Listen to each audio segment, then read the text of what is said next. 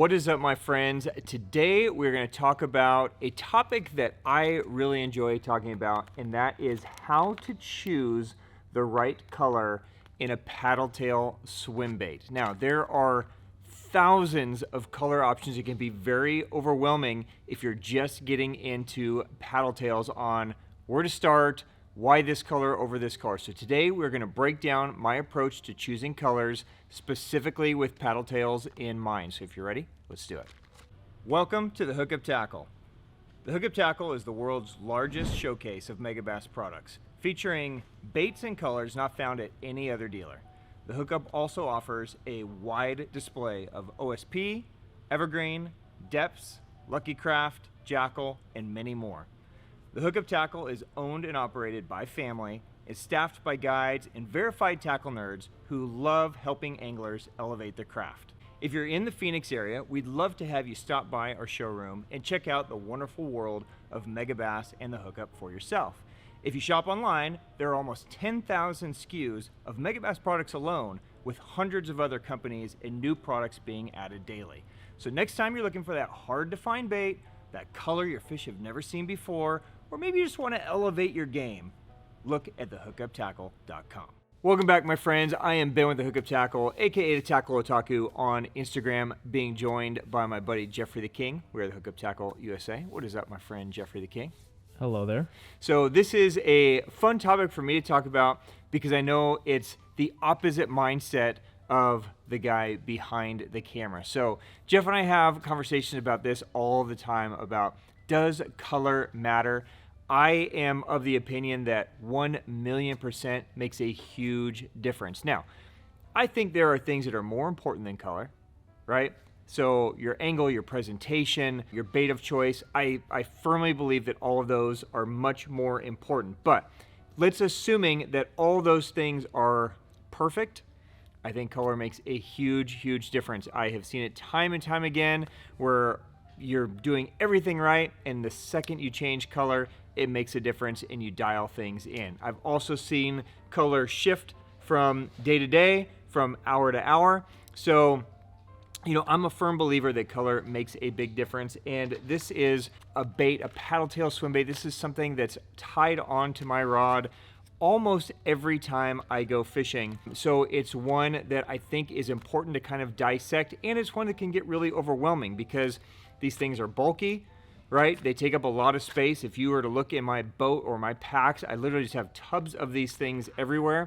So, you know, if you're trying to narrow it down or dissect this into, you know, what's actually needed in your arsenal, this can be a good conversation to have. So today we're going to break down my approach to choosing color. We're going to break down, you know, based on forage. And I think that's the most important thing in my head.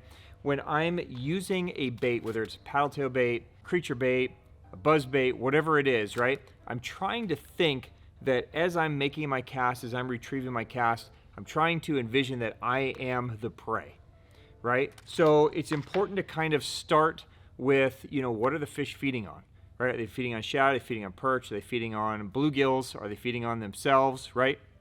So that's usually my starting point, is figuring out what is the forage that I'm trying to imitate, and then I will have a little base around that forage. Now, at the end of the day, the correct answer to the right color is the one that they're eating, right? So we can dissect this and analyze this all we want, and sometimes you just got to throw the pink one, or the purple one, or the blue one, or the red one, or whichever one it is that they are going to eat. So hopefully this will get you guys a starting point.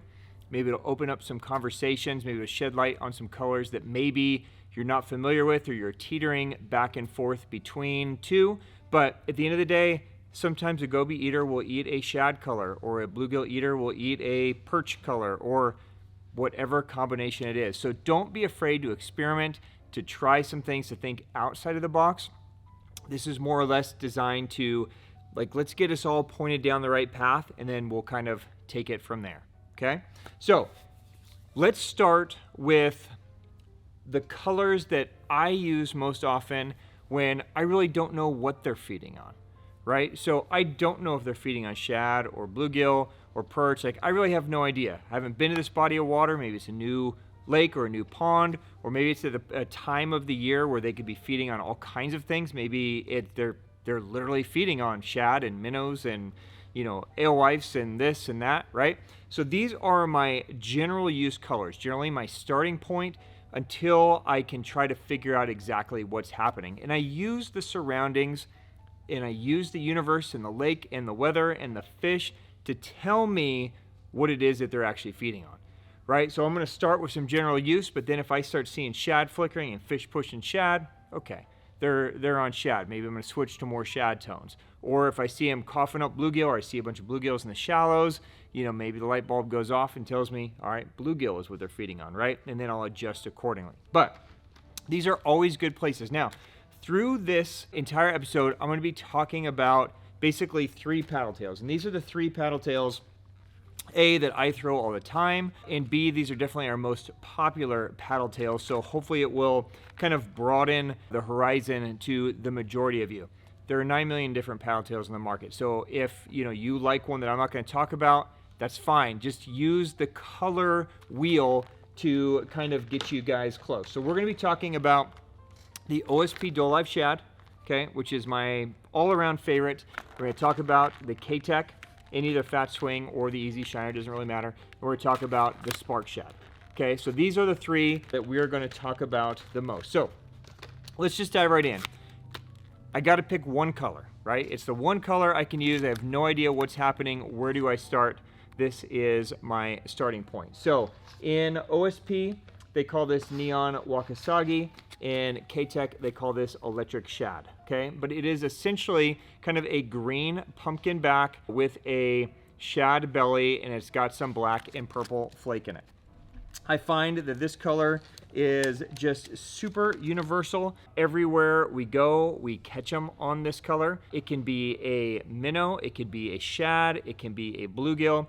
If you guys are fishing this on something, like maybe you're using a swim jig and you're using a paddle tail to go in the back of it, a chatterbait, you're putting a paddle tail on the back of it, you can take this color, it can match with a shad tone jig, it can match with a green pumpkin tone jig. So it's just got a lot of versatility to it, and it's just a very neutral color. It's got all the colors.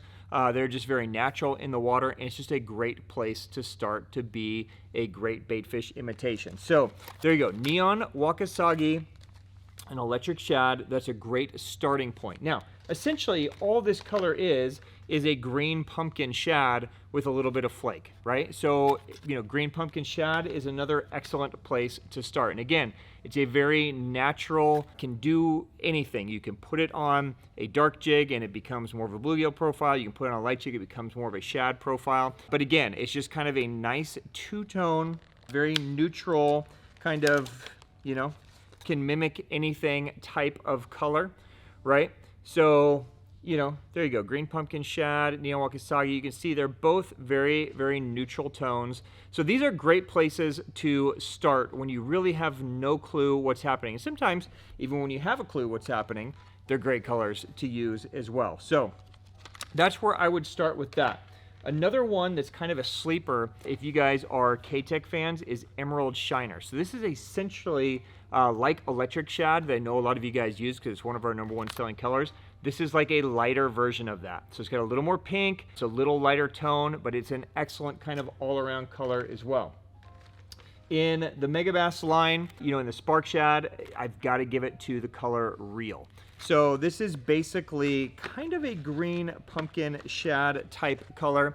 It's just more of like a cinnamon shad type color, but it's just a great all-around color that, again, it can be a shad, it can be a bluegill, it can be a goby. It's just very natural to where it could just mimic so many different things. It's a great place to start.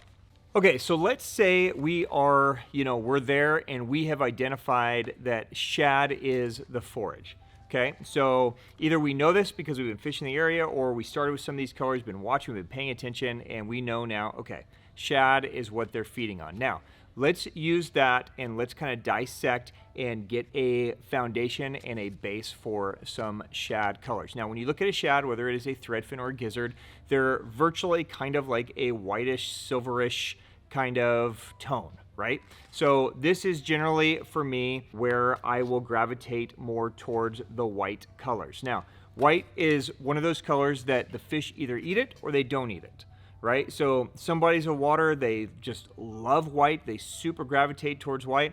And other bodies of water, they just don't respond to it well. So you're gonna have to kind of trial and error through this color. It can be a great one in clear water.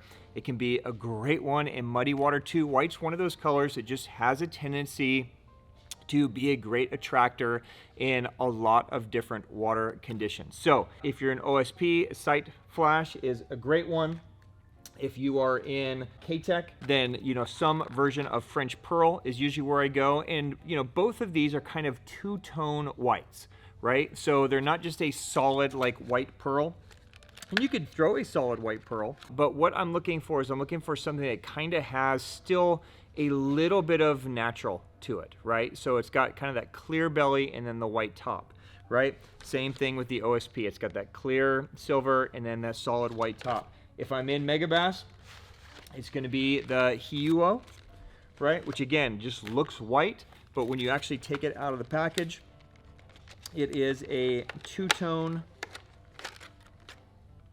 again, kind of a clearish belly and then a solid white top, right? Basically the French Pearl of the line. So this is generally where I will start. This will be a solid color. It will be bright. It will have a lot of body. And a lot of times if they're super aggressive on shad, white is a really tough color to beat because it stands out so much. It's very easy for them to see, very easy to identify, and usually will get crushed.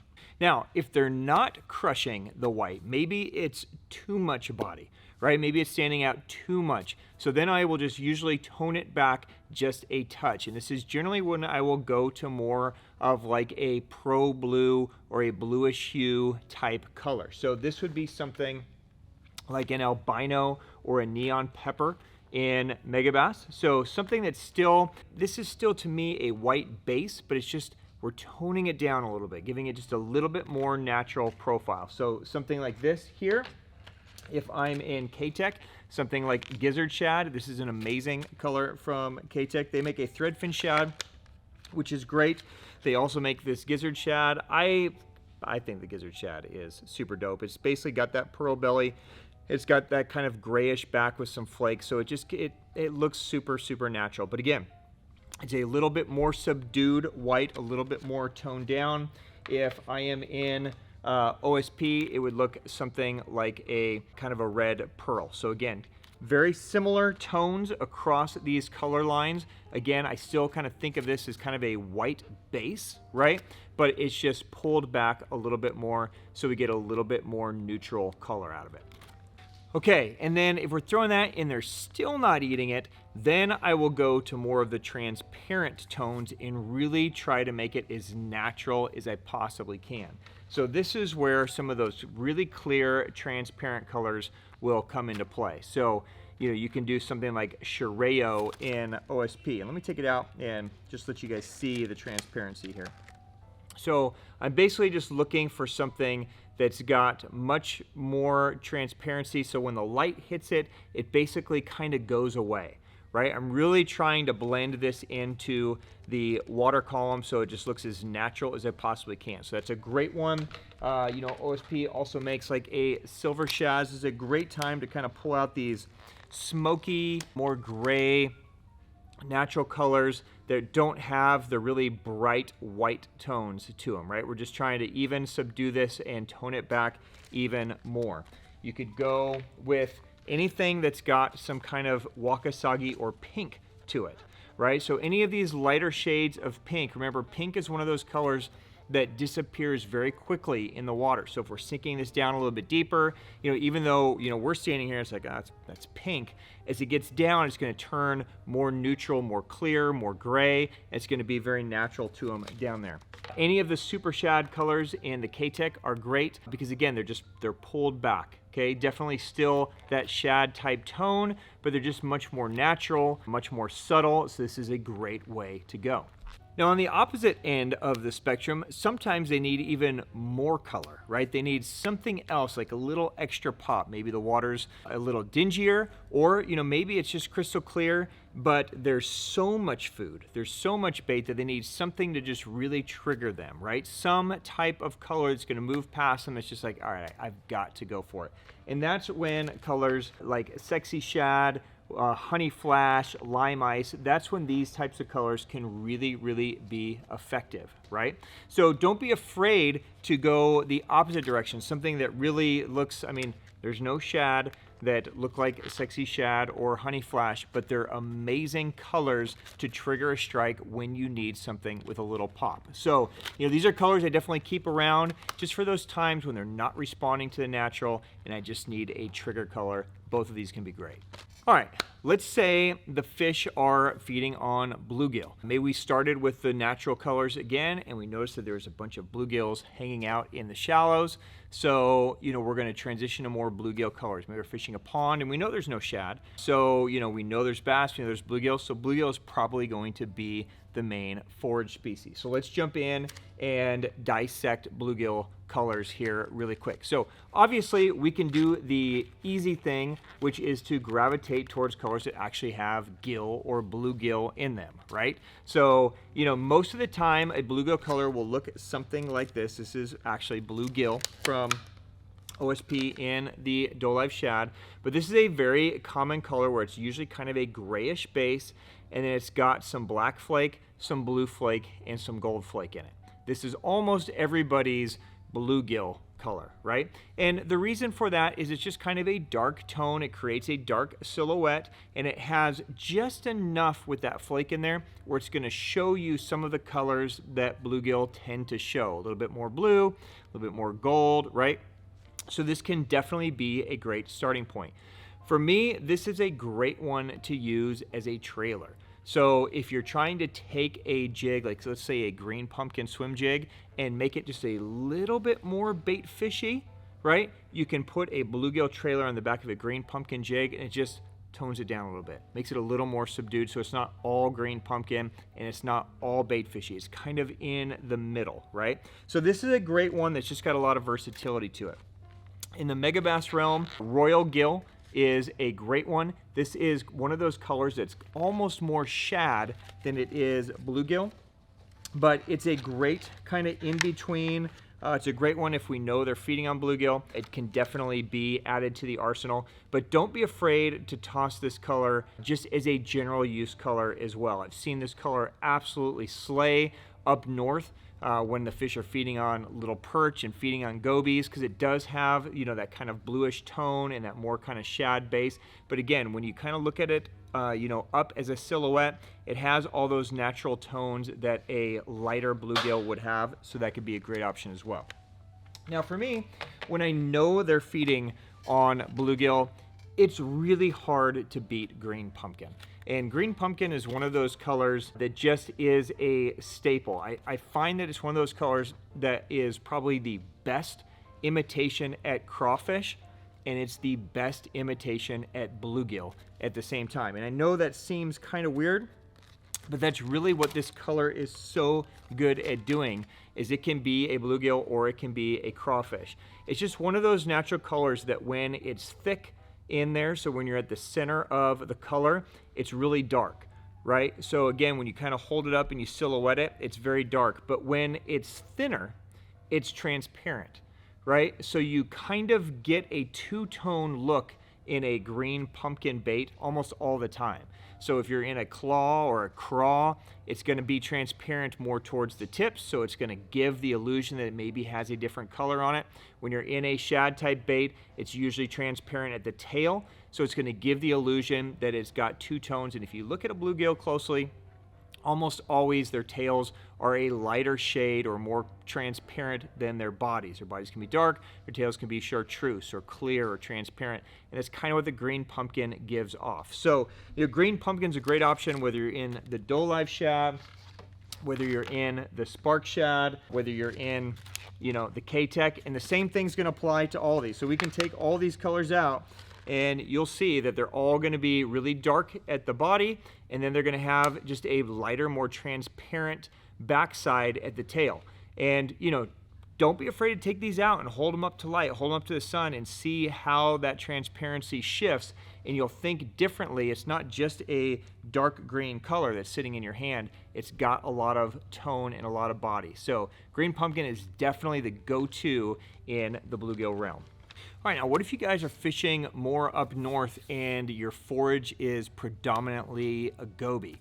Now, a lot of these colors that we've already talked about can be amazing colors. Jeff and I have stroked them on colors like the Reel, you know, the electric shad. They will absolutely murder those. Huo, white, it just attracts them, right? So sometimes you just need a color that draws the fish to them. But if you're trying to really match the hatch, this is where adding things with, you know, some cinnamon, some dark browns, and some bluish flake can really come into play. So, you know, these would be colors in the OSP realm like, you know, dark cinnamon blue flake or ghost shrimp. You know, something that's got a kind of a sandish type of color tone to it. And then, you know, something with just a little bit of blue flake, so you get just a little bit of that hue that gobies so often will have. So this is the ghost shrimp. It makes an amazing goby imitator, probably my #1 goby color, whether it's in a beaver, whether it's in a shad. But, you know, don't let the word shrimp fool you. It's a great, great color. If you need something darker, then I'll usually just switch over to like a dark cinnamon with some blue flake, something like that. Now, in the Keitech realm, of course, they have the color goby, which again, kind of like getting back to what we talked about with the bluegill, can be a great one. This is a very natural goby imitation. It's going to have that kind of pearl belly, that green pumpkin back. It's got a little bit of a bluish hue to it, some purple flake. So, you know, again, this can be a great one. This can also just be a great all-around color. So getting back to the very beginning when you don't really know, this is basically just a green pumpkin shad with just a little bit different hue. So, you know, that could be a great place to go. Smallmouth Magic is also another excellent one for goby eaters. It's going to have a little bit more of a pearlish, silverish base, but it mixes in that kind of dark green with the blue flake. So any of those can be great options for goby eaters.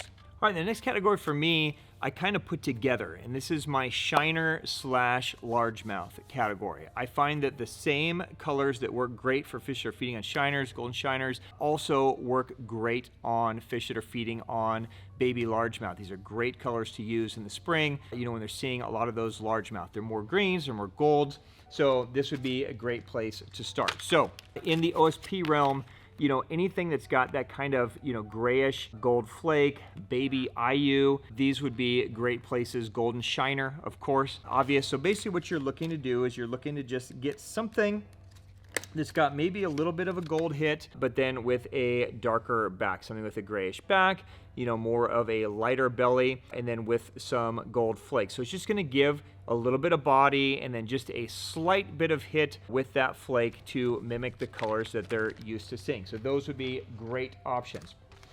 You can, of course, go into the spark shad and into the baby bass realm. It's gonna essentially be the same thing. You're gonna get that kind of pearlish belly, the greenish back, the gold flake. It's a great golden shiner color. It's a great baby bass color. Mossback golden shad is an amazing one in the Keitech realm. And again, same tones is what we're seeing here, right? So we're seeing that kind of pearlish belly, that darker green back, and then we're getting that gold flake in there to look, just give them those hues that they're not used to seeing. This is also a great place to throw a watermelon. So, you know, we see watermelon seed, watermelon made in a lot of different paddle tail baits. So this is a great place to throw them. If they're feeding on shiners, they're feeding on baby bass, watermelon is a great color. It's very neutral. And again, similar to green pumpkin, it generally is going to have a more solid body and then a transparent back end. So, you know, as you hold up to light, you're definitely kind of getting that 2-in-1 color, but it could be a great one as well. And then finally, perch is kind of my last category. And a lot of times I will just err to my bluegill colors when I'm fishing around perch, but sometimes they get super keyed in on those greens, on those golds. And so these are kind of my go-to in that realm. So of course you could just jump right into, you know, Keitech, the perch color. But basically you're looking for something that's kind of a two-tone, a little bit darker back, more of in the greenish gold hue. So perch is a great place to go. Ayu is also a great perch color, so you'll see a lot of colors, especially from the Japanese brands, in Ayu color. So Ayu is actually a bait fish in Japan that tends to match very, very well with perch, with baby bass. Okay, so it's a great kind of two-tone color. It's generally some type of greenish back, watermelon back, and then either a silver or gold belly. So it just has the very natural tones that mimic a lot of stuff that fish will see. Of course, in the Spark Shad, you've got the Ayu Realm 2. In OSP, you have their baby Ayu, just adds a little bit of gold flake as well. So any of those can be excellent starting points for perch eaters. All right, guys, well, that is my breakdown. What'd you think, Jeff? Way too analytical about it? We're not going to get into it. All right, so it sounds like me and Jeff need to have a color debate one of these episodes. No, what say you? No, we need to do a 1v1 where I'll be blindfolded, I'll throw a dart at a board, whatever color hits, I'll fish it. Then you can be your nitpicky guy and really hone down the bait fish and the color and really match it to a T. Okay. And then we'll do like a 1v1. How about I just pick your color? Okay, that too. I thought throwing a dart would be fun, but yeah. Let's do that. I'll just pick, since color doesn't matter, I'll just pick the bright orange one when they want something natural. Okay. Okay, deal. All right. Well, guys, if you're on my side of the fence, you actually use your brain to microanalyze this stuff. Hopefully this was helpful. I would love to hear from you. What colors are working for you on certain forage? If there's something that we didn't mention, let's share it. I just want everybody to, know that I'm right and Jeff's wrong. So let's share how important color is. If you agree with Jeff, please don't leave a comment. I don't want to see it. Just keep it to yourself. But no, in all seriousness, if you guys have any question on anything we covered, please drop it down below. And as always, guys, thank you for the time. Always fun to sit around and talk things that I'm right and Jeff's wrong. So until next time, guys, peace. Thanks for filming this, Jeff. I'm glad you were able to sit through it. Feel free to rewatch it anytime you want.